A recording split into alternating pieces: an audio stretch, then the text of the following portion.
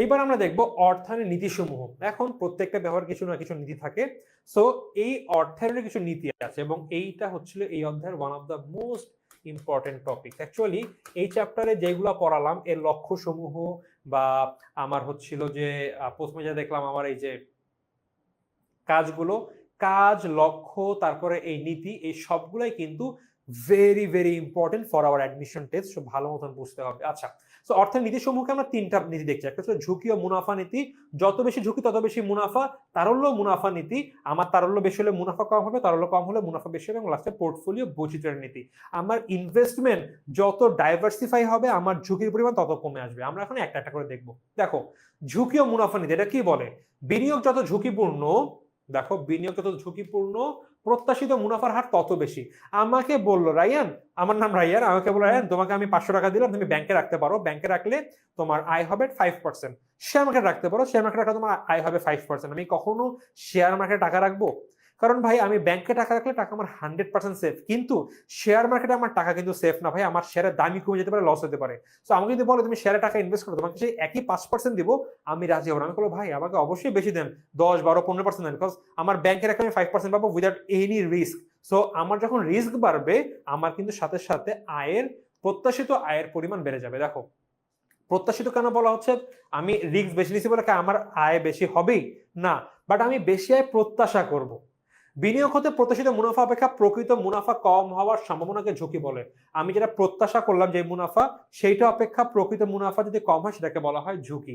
বিনিয়োগকারীরা অতিরিক্ত ঝুঁকি গ্রহণের জন্য যে অতিরিক্ত মুনাফা প্রত্যাশা করে তাকে বলে আহ ঝুঁকি অধিহার বা রিস্ক প্রিমিয়াম। এখন এই যে আমি মনে করো বললাম, আমি যদি ব্যাংকে টাকা না রেখে আমি টাকা যদি রাখতে চাই শেয়ার মার্কেটে, আমাকে 15% দেওয়া লাগবে, বাট ব্যাংক হলে আমাকে দিতে 5%। সো পার্থক্য কত? এই যে 10%, এটাকে বলা হয় রিস্ক প্রিমিয়াম। দেখো একটা এক্সাম্পল দিই। এবিসি ইভেন্টের সরকারি বন্ডে বিনিয়োগ করেছে এবং প্রাপ্ত মুনাফার হার 10%। সরকারি বন্ড, সরকারি বন্ডে কিন্তু কোনো রকম কোনো রিস্ক নেই। এছাড়া তিনি ঝুঁকিপূর্ণ সম্পদ অর্থাৎ একটি কোম্পানির শেয়ারে বিনিয়োগ করেছেন। দেখো কিসে করেছে? শেয়ারে, এবং এখানে আয় কত? 25%। এবার দেখো, সরকারি বন্ডের বিনিয়োগ 10%, এক্ষেত্রে ঝুঁকি মুক্ত বিনিয়োগ। কারণ কি ভাই? সরকারি বন্ডে কোনো ঝুঁকি নেই, তো আমার 10% হচ্ছিল ঝুঁকি মুক্ত বিনিয়োগ। কারণ কি? বন্ডের সুদ বা আসল পরিশোধ কোনো অনিশ্চয়তা বা দেউলিয়া হওয়ার সম্ভাবনা নেই, এবং এটি হলো কত? 10%। শেয়ারে বিনিয়োগ 15%, 25%, এক্ষেত্রে ঝুঁকিপূর্ণ বিনিয়োগ এটি। এবং এইখানে যদি আমি দেখি আমার ঝুঁকি অধিহার হচ্ছে 25 - 10 = 15%। ছোট্ট একটা ম্যাথ কিন্তু দিলেও দিয়ে দিতে পারে। আমাকে একটা প্রশ্ন বলছে ভাইয়া ম্যাথ করার টেকনিক দেখাই দিন। আচ্ছা ভাইয়া, আমি আজকে তো পসিবল হবে না, কারণ আজকে এই চ্যাপ্টার শেষ করতে থেকে আমাদের ওভারঅল 1 ঘন্টা বেশি সময় হয়ে যাবে।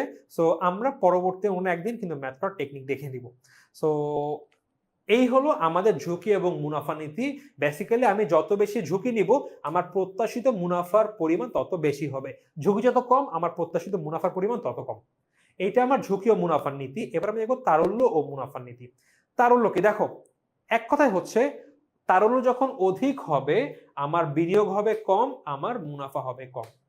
তারল্য যখন কম হবে আমার বিনিয়োগ বেশি হবে, আমার মুনাফা বেশি হবে। ভাই কিভাবে হবে? দেখো, আমার কাছে আমি একটা মুদি দোকান চালাই, মনে করো একটা পাড়ায় একটা মুদি দোকান চালাই, এবং সেখানে প্রতি মাসে 1 লাখ টাকা মনে করো বিক্রি বাট্টা হয় প্রতি মাসে। এখন আমার প্রত্যেক মাসের শেষে মনে করো আমার হাতে 1 লক্ষ টাকা ক্যাশ থাকে, মানে এই মাসের শেষ মানে পরের মাসের শুরুতে। আমার মাসের শুরুতে আমার কাছে 1 লক্ষ টাকা ক্যাশ থাকে। এখন এই টাকা থেকে আমি কিছু টাকা রেখে দেই। কেন রাখি? রিজন হচ্ছিল আমার মাল সামানাত কিনতে হবে, তারপর আমার বেতন দিতে হবে, আমার দোকান ভাড়া দিতে হবে, আমার বিদ্যুৎ বিল দিতে হবে। দেখো, আমি প্রথম মাসে রাখলাম 1 লক্ষ টাকা, সরি আমার কাছে 1 লক্ষ টাকা আছে। দেখো, এটা ফার্স্ট মাস। এইখানে আমি কি করলাম? তারল্য রাখলাম বা ক্যাশ রাখলাম 30,000 টাকা, যেন এই টাকা দিয়ে আমি আমার কর্মচারীর বেতন দিতে পারি, দোকান ভাড়া দিতে পারি, বিভিন্ন কাঁচামাল মানে দোকানের মাল সামাল কিনে বিক্রি করতে পারি। 30,000, আমি কত? 30,000 টাকা ক্যাশ রেখে দিলাম। এখন আমি কি করব? আমি বাকি যে 70,000 টাকা থাকে সেটা মনে করি আমি বিনিয়োগ করে দিলাম। কত পার্সেন্টে বিনিয়োগ করলাম? ধরেন 10% বিনিয়োগ করলাম। তো 10% আমার 7,000 টাকার মুনাফা হচ্ছিল, 70,000 টাকার বিনিয়োগের মুনাফা হচ্ছিল 7,000 টাকা। তো আমি কি করলাম? 7,000 টাকা মুনাফা পাইলাম। এর পরের মাসে আমি কি করলাম? দেখো, আমি 2 নম্বর মাসে ঠিক 1 লাখ টাকা আছে আমার হাতের মধ্যে মাসের শুরুতে। আমি কি করলাম? আমি এইবার ক্যাশ টাকা রাখলাম মাত্র 20,000 টাকা। আমি কিন্তু ক্যাশের পরিমাণ কমাই দিলাম। বাকি থাকবে কত? বাকি থাকছে আমার ৮০,০০০ টাকা। সো ৮০ আমি ইনভেস্ট করতেছি, আমার ইনভেস্টের পরিমাণ বাড়ছে এবং যে ইনভেস্টের পরিমাণ বাড়ছে আমার মুনাফার পরিমাণও কিন্তু বেড়ে গেছে। তো যখন আমি আমার হাতে ক্যাশ টাকা কম রাখবো মানে আমি আমার বেশিরভাগ টাকা বিনিয়োগ করতেছি, যত বেশি বিনিয়োগ আমার মুনাফা তত বেশি। আবার উল্টা, আমি যত ক্যাশ টাকা রেখে দিব, তরল অর্থ রেখে দিব অফিসের ড্রয়ারের মধ্যে, আমার কিন্তু সেই টাকা আমি ইনভেস্টও করতে পারতেছি না, আমার লাভও হচ্ছে না। এজন্য বলা হচ্ছে তারল্য ও মুনাফা নীতি। অনেক জায়গায় বলে তারল্য বনাম মুনাফা নীতি, অর্থাৎ আমার তারল্য যত পরিমাণ বাড়বে আমার মুনাফা তত কমে যাবে, আবার ঠিক ভাইস ভার্সা।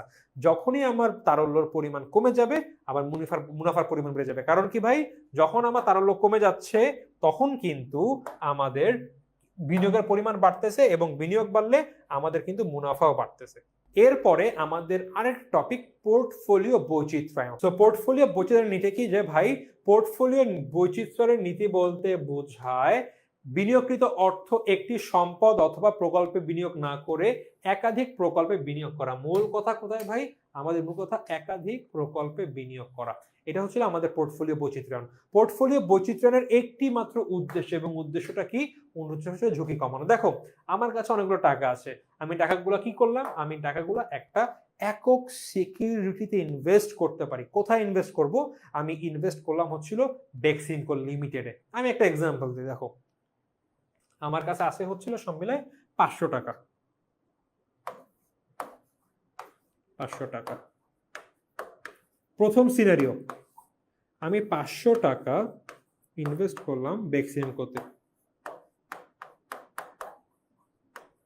বেক্সিমকো শেয়ারে করলাম, এবং বেক্সিমকোর এবার রেজাল্ট কি হলো? ওদের এই বছরে ওরা সব মিলায় লস করলো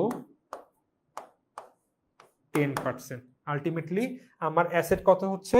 500 থেকে কমে 10% কমে 450 টাকা হয়ে যাচ্ছে।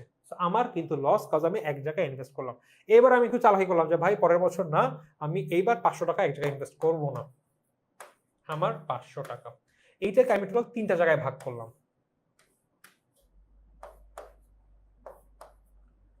200, 100, 200, মোট 3টা কোম্পানিতে ইনভেস্ট করলাম। এখন মনে করো প্রথম কোম্পানি লাভ করলো মনে করো 10%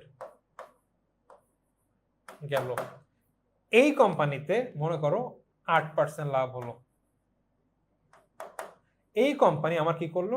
10% কমলো। এখন দেখো আমার বেসিক্যালি সামহাউ এই 10% ওই 10% কাটাকাটি হয়ে যাচ্ছে কম বেশি। দেখো এই যে এইটাও কাটা হয়ে যাচ্ছে, প্লাস মাইনাস হচ্ছে।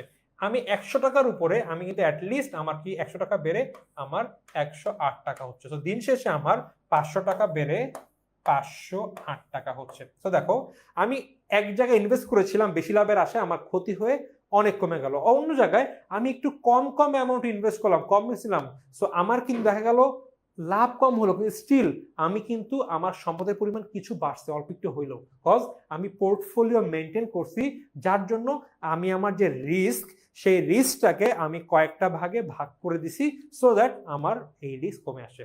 আই থিঙ্ক পোর্টফোলিও বৈচিত্র্যের ব্যাপারটা তোমরা বুঝতে পারবা। কি বলেছে দেখো, এর মূল উদ্দেশ্য ঝুঁকি কমানো। একক সিকিউরিটিতে আমি বিনিয়োগ, একক সিকিউরিটিতে ইনভেস্ট করলাম, বেক্সিমকোতে ইনভেস্ট করলাম, আমার হয়তোবা একক সিকিউরিটিতে বিনিয়োগ, বাট আমি কি করলাম? আমি একটাতে না করে 3টাতে করলাম। বেক্সিমকোতে, একটা ট্রেজারি বন্ডে, লঙ্কা বাংলা লিমিটেডে আমি ইনভেস্ট করলাম। সো এটা আমরা বলা হবে বৈচিত্র্যায়ন।